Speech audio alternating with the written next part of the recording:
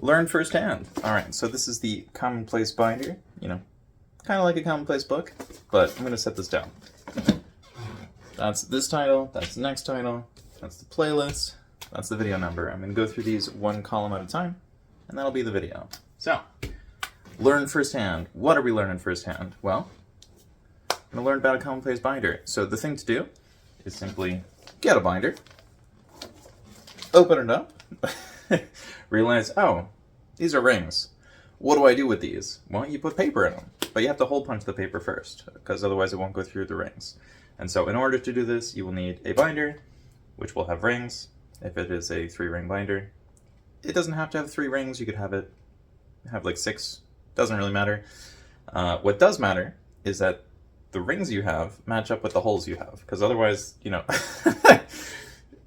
that'll be a problem. And you obviously need paper, as there needs to be a surface to write on. This is a contents page at the beginning, and these are tabs at the top. So the tabs say the same thing that the written items say.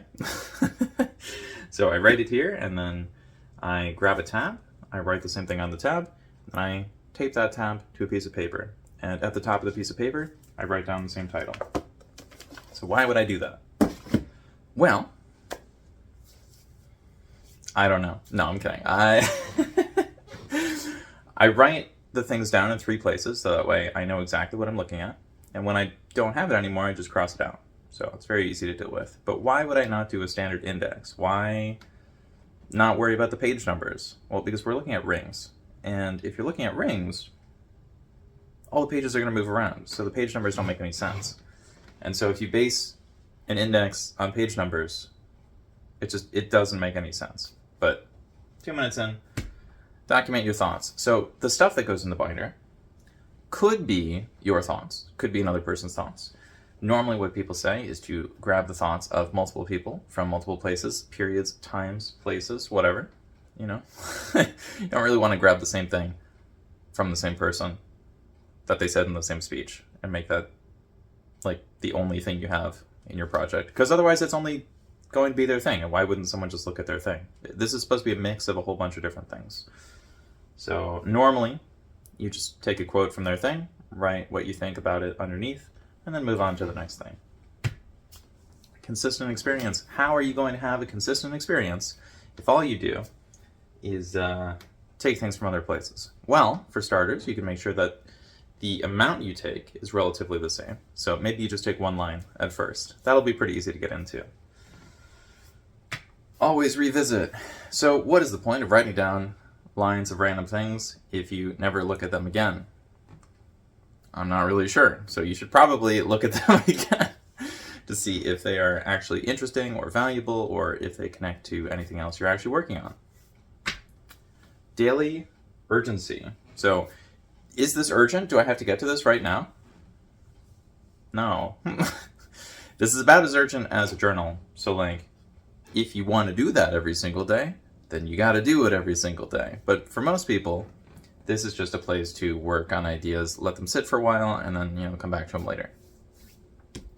All blends together. So why does it all blend together? Or how does it all blend together? Well, the way it blends together is all the stuff is in the same place. And when you keep looking at it over and over again, you're going to remember little bits of whatever you've been looking at in the past. So if you watch a lot of movies, let's say you watched every Star Wars movie. Well, if you take a quote from every single movie, you're going to see that list of quotes over and over and over again. And it might actually start to feel like that comes from a separate piece of media.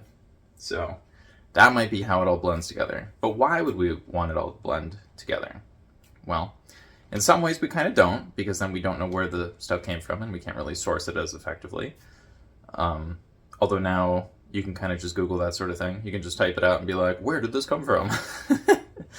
And, if it gives you a complete wrong answer, you're probably going to know that, like, I didn't consume that piece of media. So it would not have been from that, unless you heard a quote from a person who said it was from a thing. And so you might need to be a little detailed about where the stuff comes from.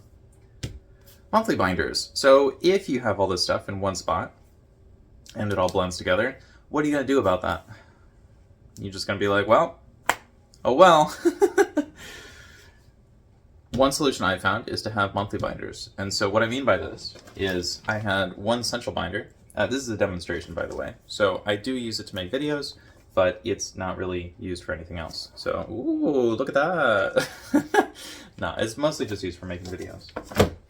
So the monthly binders are basically the place where I take my old stuff out and I just put it into them. And so I have 12 of them, one for each month of the year. And so for me, it's March right now. So if I was still using the monthly binder system, I would put things into the March binder. And then if I wanted to look through an old binder for some inspiration, I would look through the March binder and I would try to trim that down, make sure that all the information in there is of the highest quality and relevancy. Because if it doesn't apply to anything, there is no reason to keep it, especially since it already got pushed out of the main binder, because that meant at one point it wasn't super valuable and I basically deprioritized it. So if it's in the monthly binder and it's still not good, just, it's probably not necessary to hold on to all of it. Knowledge yield. So what is your yield? Or do you yield to knowledge? I feel like this one wasn't really written well. So maybe if I had more knowledge, I would know exactly what a yield is. I know if I have a stock and it has a high dividend yield, I'm going to have a good time. So, yeah. Maybe you want to write down essential words so you can use those later on. Day by day. So are you going to learn a word every single day? Maybe. I don't know. You don't necessarily have to. This whole system is stuff you don't have to do. So like if you choose to do it, great. If you don't want to do it, then just don't do it. Like it's not that hard. Space to work. That one might actually be a little difficult. So if you, I don't know, live in a car, good luck with the space to work if you're using a binder. If you're using a book, you might be able to make it work. But I feel like a binder needs a large flat surface. Otherwise it's not really going to feel like it's working very effectively. Relatively flat. So you do need to have a flat surface. But you might also find that if you're blending all your knowledge together, it feels like you have a relatively flat level of knowledge. Like you don't really have any like peaks or troughs, or however people say that. Like there's no thing that's really good and there's nothing that's really bad. Like it's just kind of, there might be a little bit of variation. Some waves of knowledge. But generally speaking, if you're mixing everything together and you're trying to build a cohesive narrative, it's like, I don't cook, but I assume it'd be like watching a cake or a loaf of bread rise, Absolute requirements. Are there absolute requirements of this? Do you need to bake a cake or some bread? No, but as I mentioned earlier, if you're using a binder system, you'll need a binder, because that one's pretty obvious, and you will need a writing utensil. But really all you need is a thing to write on and a thing to write with. You also need a place to keep the thing so you can find it again. Like for example, if you have a binder, probably a shelf or a box. Studio. Well, I mean, if you have a studio, that's great. If you have your own separate place to like keep everything and you can move stuff all over the place, maybe you don't actually want to go with this then. Maybe the binder isn't what you want. Maybe you want more of a Zettelkasten thing where it's like a giant cabinet system. But I don't really recommend people go with the cabinet system, because if you move, or if you're not home, or if like literally anything goes wrong, like there's no money anymore, well, you kind of have to throw out cabinet system because there's nowhere to put it. Accidental spill. So when you have a binder, or really any paper products of any kind, even when it comes to clothing, stuff will eventually get on part of it. So you might sit in gum, there might be a drink that spills, and some people are excited when some of their stuff smells like coffee or hot chocolate or something, but like, you probably don't want to just be casually pouring drinks all over your paper. So yeah, accidental spill, you might get water on something at some point. That's fine. If you have a binder system, you can just take the page out, and it's not really much of a hassle. If you have a book though, like that's going to be a little bit more of a problem because there's no ability to take anything out. Junk. So does the stuff turn into junk if it gets coffee spilled on it? Well, I would say so, but a lot of people would be like, no, love coffee. I don't hold on to stuff that's been spilled on, unless it's water, in which case I'm like, it's probably fine. But, there's always a risk of, like, mold or something. Setup. How do you set this up? Well, kind of went over that earlier, but we have a binder, and then the rings, and we put the pages in the rings, and we have the tabs at the top, and yeah, you can rewind to that point if you want. I probably have a video on that specifically, so no need to worry about that.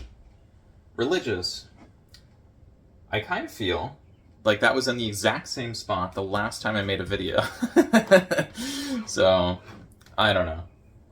Religious, do you want to do this for religious reasons? If you are working on a Commonplace binder for religious reasons, I assume you're going through holy text of some kind, and because this is normally a European practice, it's probably the Bible, because, historically that's where the Christians were.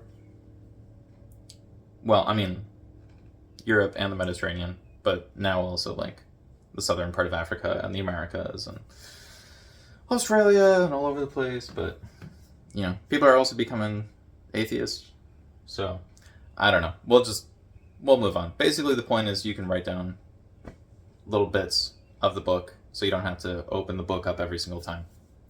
It's probably more convenient. Sake of time. For the sake of time, when you're talking to someone about the super valuable religious things, it's probably good to be able to reference them in under 10 minutes. So if you're just paging through the Bible and you're like, I don't know where it is, I think it's around page 183.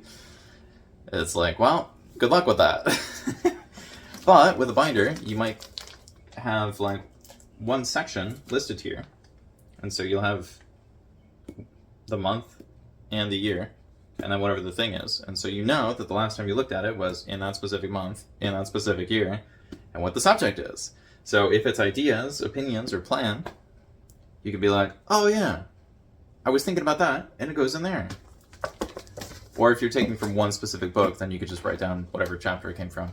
Or if the book isn't divided into chapters, you can figure it out. So in a standard Commonplace book, people write down the exact page number, and you can do that if it's from another book, but if it's from the binder, then probably just make the sections, because it'll be fine. Store selections. So how do you store the selections? You write them down. So what kind of selections do you want? I don't know. Really, I don't know.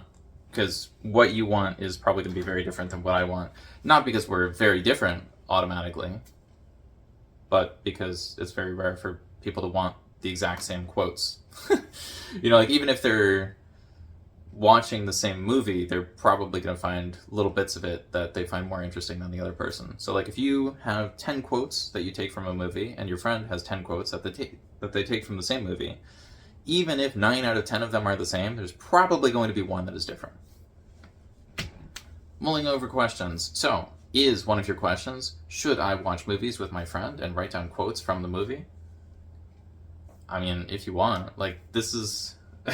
You're basically giving yourself homework assignments. So, you don't have to do it. You could do it if you want. But this is really just keeping track of your own life and the media that you interact with. So, some people might just go for the movies. Traditionally, this was more so for books. But maybe you just want to get into fights with people on Twitter. And so, the thing to do is just memorize a bunch of talking points. Although, if you're doing something online, why would you just handwrite the thing? Why wouldn't you keep it digital so you can just copy paste? That's it seems like it'd be a lot easier. So that's more of a personal knowledge base, and I will have a link to that down below. At least I should, because I think every video in this playlist has a link to the Commonplace book and personal knowledge base Wikipedia articles. I don't know though. So if you want more about how I store selections, because I guess this wasn't enough right here, then check out the next video. So, thank you for watching. I'll see you in the next one. Okay, bye.